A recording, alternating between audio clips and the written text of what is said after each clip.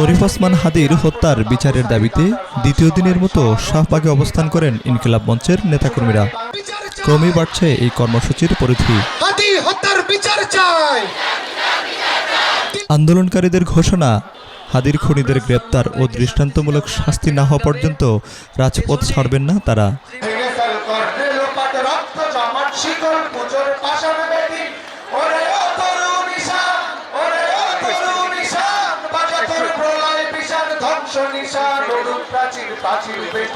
পূর্ব ঘোষণা অনুযায়ী শুক্রবার জুমার নামাজের পর শুরু হয় কর্মসূচি।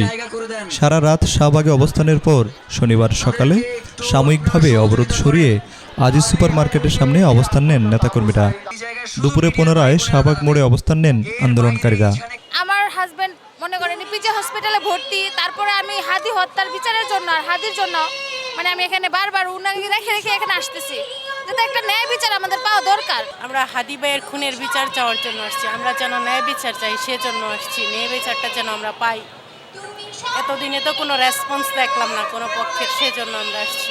অবরোধ কর্মসূচিতে শুধু ইনকিলাব মঞ্চ নয়, অংশ নেন নারী, শিশুসহ নানা শ্রেণী পেশার মানুষ। স্বাধীনতা ও সার্বভৌমত্ব রক্ষার লড়াই অব্যাহত থাকবে বলেও জানান আন্দোলনকারীরা। ডেইলি স্টার, প্রথম আলো, এটা কিন্তু একটা এটা কেউ সাপোর্ট করে নাই, কিন্তু এখানে যারা হামলা করেছে তাদের কিন্তু ধরে ফেলছে। খুনিদেরকে শনাক্ত করে নাই। হাদির বিচার চাই আমরা, সোজা কথা। খুনিদের বিচার চাই, তার শনাক্ত দেশে আনতে হবে, এনে তবে এখানে ফাঁসি কার্য করতে হবে। আগ্রাসন এবং আধিপত্যের বিরুদ্ধে আমরা সংগ্রাম করে যাচ্ছি, যার ফলে মনে করেন যে জীবন দিয়ে যাচ্ছে আমাদের আবরার, আবু সাইদ, আল্লামা দেলোয়ার হোসেন সাইদি, লাস্ট আমাদের শহীদ ওসমান হাদি ভাই। আমরা আর কত লাশ দেব, কত রক্ত দেব? তা আমরা বিশ্বাস করি আল্লাহর উপর আমাদের পূর্ণ আস্থা আছে, ঈমান আছে, বিশ্বাস আছে যে যে জমিনে শহীদদের রক্ত ঝরে সে জমিনকে আল্লাহ ইসলামের জন্য কবুল করবেন। অবশ্যই আধিপত্য এবং আগ্রাসন বিরোধী জমিন হিসেবে আল্লাহ কবুল করবেন ইনশাআল্লাহ। এ সময় স্লোগানের পাশাপাশি গানের মাধ্যমে প্রতিবাদ জানান তারা।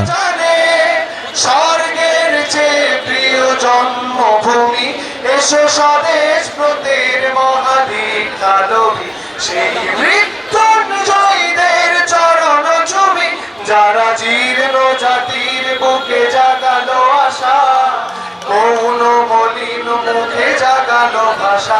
গত 12 ডিসেম্বর জুমার নামাজের পর রাজধানীর পুরানা পল্টনে শরীফ ওসমান বিন হাদিকে গুলি করে দুর্বৃত্তরা। পরে সিঙ্গাপুরে 18 ডিসেম্বর চিকিৎসাধীন অবস্থায় মারা যান এই জুলাই যোদ্ধা। সত্য সরকার, বিনিউজ 24, ঢাকা।